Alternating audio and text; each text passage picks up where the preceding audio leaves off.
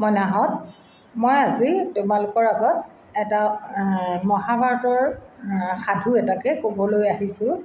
সাধুটোৰ নাম হৈছে অহংকাৰ। সাধুটো শুনিবাচোন দেই, বৰ ভাল লগা সাধু। মহাভাৰতৰ যুদ্ধ হৈ গ'ল।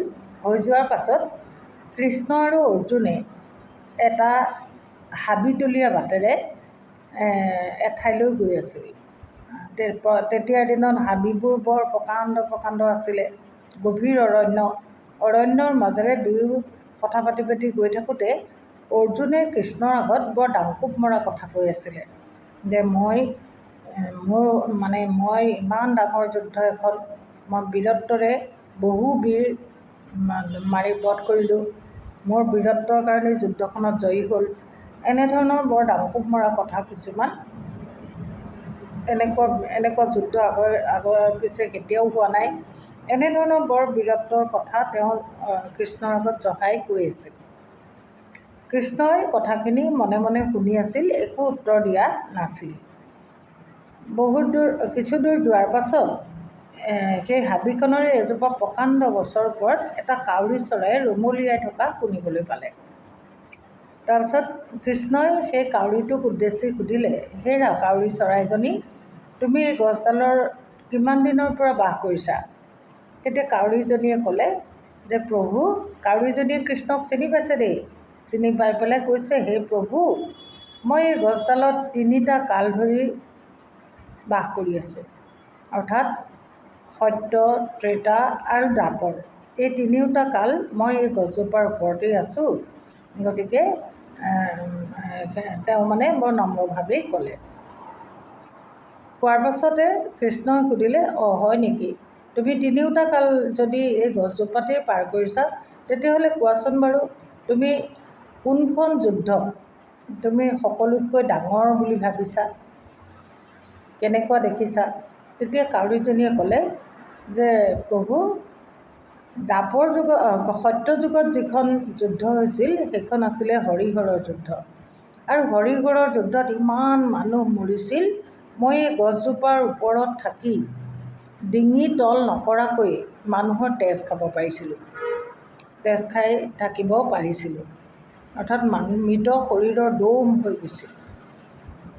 তাৰপাছত দ্বাপৰ যুগত, সেইটো সত্য যুগৰ কথা ক'লে।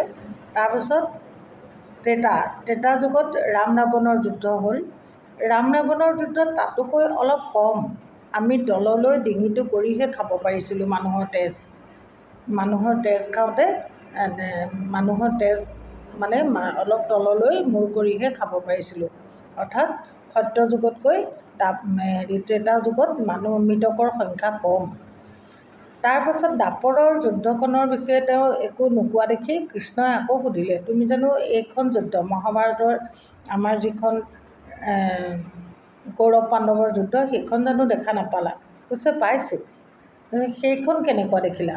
তেতিয়া কৈছে যে এইখন যুদ্ধত তাতকৈ বহু নগণ্য।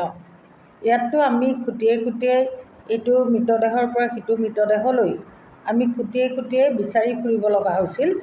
আৰু আমাক অন্য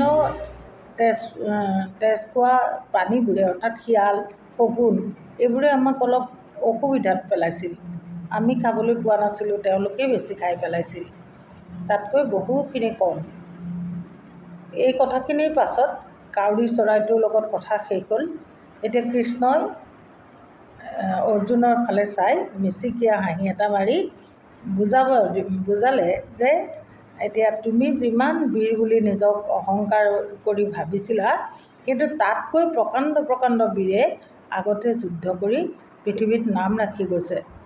গতিকে তোমাৰ বীৰত্বক তুমিয়ে যি বীৰত্ব দেখুৱালা, সেই বীৰত্ব তাৰ তুলনাত তেনেই নগণ্য। এই কথাষাৰ কৈ তেওঁলোকৰ কথা সামৰণি মাৰিলে। এতিয়া এই সাধুটোৰ পৰা আমি কি শিকিলোঁ? যে অহংকাৰেই হৈছে পতনৰ মূল কাৰণ, আৰু কেতিয়াও নিজক লৈ অহংকাৰ কৰিব নাপায়।